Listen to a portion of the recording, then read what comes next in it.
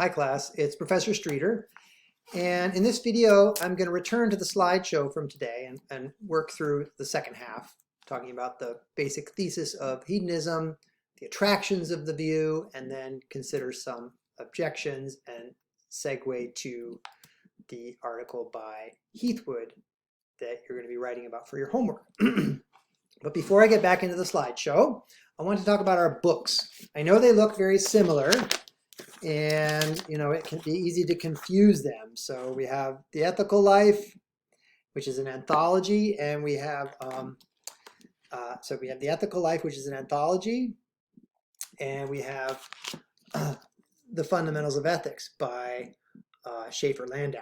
Now, if you notice, if you open to page 23, so take out your books, if you open to page 23 in The Fundamentals of Ethics by Schaefer-Landau, we have chapter 1, hedonism, its powerful appeal. And then if we open to page 11 in The Ethical Life, okay, we have also chapter 1, hedonism by John Stuart Mill. Okay, so I know it's a bit confusing, but the books kind of mirror each other. Part 1 of The Fundamentals of Ethics is Schaefer-Landau's sort of overview of some of the big questions and issues that come up in philosophy when we talk about the good life. And so the first part is called The Good Life, and chapter 1 is devoted to one theory of the good life, or the first theory of the good life, hedonism. And the subtitle should give you a clue. It's powerful appeal. So chapter 1 is about what's appealing about the theory of hedonism. Going to The Ethical Life, hedonism is the first example of a philosopher defending the views. This is John Stuart Mill, and he is writing in the 1800s in England, and he is defending this idea of hedonism. And then in chapter 1 of Schaefer-Landau, he's explaining the idea of hedonism and talking about what's appealing about it. Okay? Notice that Schaefer-Landau makes reference to Mill. So if you turn to page 25, okay, of Schaefer-Landau, chapter 1 in The Fundamentals of Ethics, hedonism, its powerful appeal, we turn to page 25. There's a subheading there, the attractions of hedonism. Okay, and he starts by talking about Epicurus. Now you read the letter of Epicurus. So here's a way to think about reading. Okay, you can read the letter of Epicurus in which he defends an idea about how to live a happy life and what a happy life consists in. And here in Schaefer-Landau's chapter 1, he's explaining the appeal of that idea. And you can ask, well, is Schaefer-Landau's interpretation of Epicurus the same as mine? Right? When I read Epicurus, am I getting from Epicurus the same thing that Schaefer-Landau is describing here? So what does Schaefer-Landau says? Hedonism can trace its origins in the West to the ancient Greeks. Epicurus, the first great hedonist, argued that pleasure was the only thing worth pursuing. So we talked about that in today's class, and it's there in the slideshow. Yet he was not calling on us to pursue carnal pleasures, right? Pleasures of the body, sensual pleasures. Epicurus argued that the most pleasant condition is one of inner peace, right? This attitude of enjoyment, inner tranquility. It's a mental, emotional state. It's not a state of heightened physical pleasure. The ideal state of tranquility comes largely from two sources. Moderation in all physical matters, so moderating your sexual appetites and your desires for food and drink and partying and all sorts of physical pleasures, moderation in those pleasures, and intellectual clarity, right? Seeing clearly with your mind about what is truly important. Okay, so overcoming illusions and false beliefs about what really matters. That's the key to inner tranquility. Moderating your desire for physical pleasures and getting clear in your mind about what's really important in life. Okay, so changing your beliefs. That's Schaefer-Landau describing Epicurus. You read the letter that Epicurus wrote. You can ask, well, is that what I got from it? Turn the page 26 in The Fundamentals of Ethics. Philosophy is the path to such clarity. Okay, what does he mean by philosophy? look at Epicurus's letter and see if you can interpret it. Philosophy can reveal the false beliefs that cause so much unhappiness. Okay, what kind? So the thought here that Epicurus has is that a lot of people's unhappiness is caused by what they believe. They have false beliefs. Ignorance is the cause of a lot of people's happiness. So if you can overcome your ignorance, right, you'll be happier. That's Epicurus. Ignorance about what, though? Ignorance about what has intrinsic value. Ignorance about what is really worth desiring in life. Specifically, as Epicurus saw it, also our beliefs about that death is bad for us, right? So we have beliefs about death, that it's really bad, and Epicurus thinks that those are false beliefs, and that if we continue to hold those beliefs, we'll continue to work too hard to avoid death, or and this will make our lives worse because we'll be too anxious about dying. We'll think too much about dying. So stop thinking about death, right? Change your attitude toward death. Change what you believe about death, and your whole attitude toward life will change, right? That's Epicurus. That the goods are mean, also, people in Epicurus's time believed that the gods are mean-spirited and easily angered, and that sex and money are key ingredients in the good life. Okay, so these are three beliefs that Schaefer-Landau is attributing to Epicurus, and Epicurus is attributing to people who lived during his time, right? These are three beliefs that Epicurus has to overcome, okay?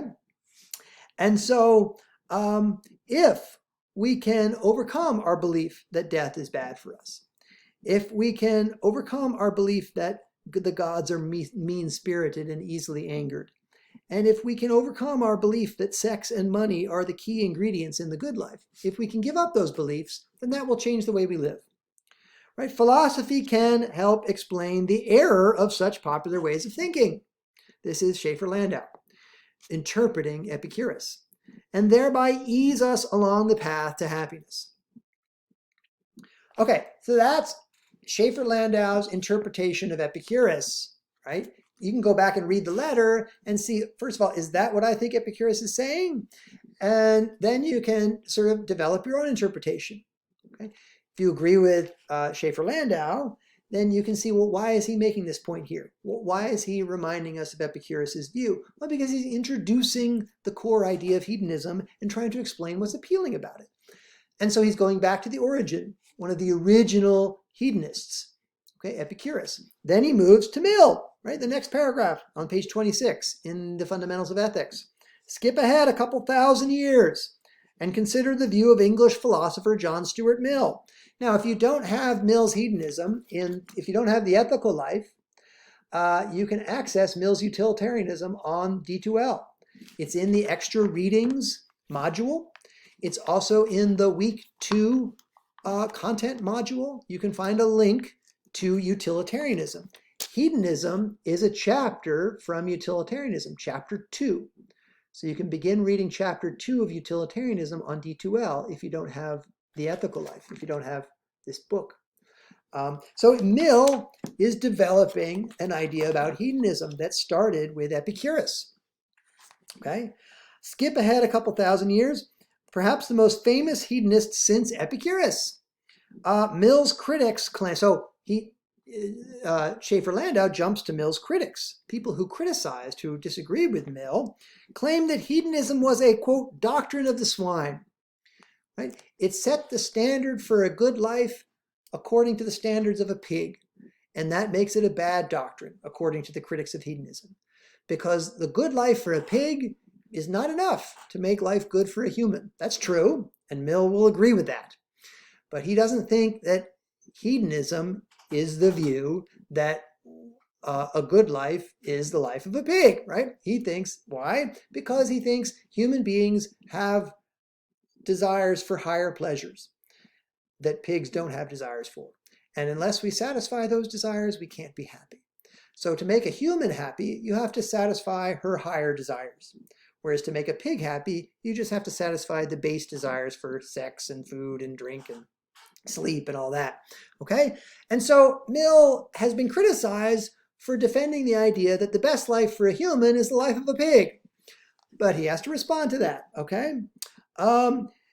So Mill's critics claimed that hedonism was a doctrine of the swine because it advised us to live like animals, gaining as much brute pleasure as possible. Okay, this is Schaefer-Landau's interpretation of Mill on page 26 of the Fundamentals of Ethics. Mill argued in response to his critics that pleasures come in different levels of quality, higher and lower, and that the best pleasures for human beings were those that come only through hard work, especially the work of the mind, right? So the pleasures that contribute most to human happiness are the pleasures that can only be had or only enjoyed through mental work, intellectual work. This is Mill's view anyway. Okay, that's not the life of an animal anyway, it's the life of a human. It's not the life of a pig that he's describing, it's the life of a human. Intellectual and artistic pleasures topped his list. According to Mill, the pleasures of making art and the pleasures of thinking and reading and talking were the most desirable pleasures for human beings, the most valuable. They contributed the most to our happiness. Physical pleasures were at the bottom. Of course, we enjoy sex, we enjoy food, but from Mill's point of view, if those are the only pleasures we have, we're not fully happy. Right? We can't be fully happy just enjoying those pleasures. At least Mill thought so. So in that way, he thinks we're different from the pigs. Mill thought that people who have enjoyed both physical and intellectual pursuits always prefer the intellectual pleasures. Again, this is Schaefer-Landau's interpretation of how Mill responds to his critics. Right? Not only do we have both a desire for higher and lower pleasures, but we prefer the higher pleasures. So we are willing to experience physical pain or give up physical pleasure for the sake of enjoying more higher pleasures, intellectual pleasures. Okay? So again, this is what contributes to our happiness, our ability to delay gratification for physical pleasures, to experience some physical pain for the sake of higher pleasures. Right? That's the happy life for humans. That's a key to happiness, our ability to do that.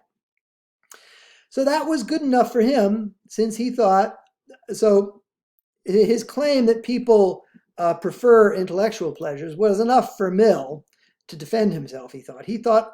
He also thought that the true test of something's value was the approval of those with knowledge and experience. So from Mill's point of view, right, people who've experienced both high and low pleasures agree that the higher pleasures are more desirable. And they're the true judges. That's the true test, like people who've experienced both. And so that shows, from Mill's point of view, that happiness for human beings depends on experiencing and enjoying the higher pleasures.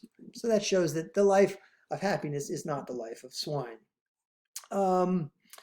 Or the good life is not the life of a swine. Okay, so that's Mill's response to his critics. But again, what I'm reading here is Schaefer-Landau's interpretation of Mill from page 26 in the Fundamentals of Ethics. Again, you can go then to the ethical life and read Mill himself, right?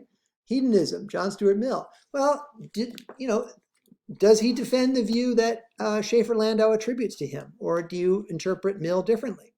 Okay. In any case, that's the place where Schaefer-Landau is presenting Epicurus and Mill, who are both in the ethical life, you're reading them, and giving an interpretation in order to set up his purpose in the chapter, which is to show the attractions of hedonism.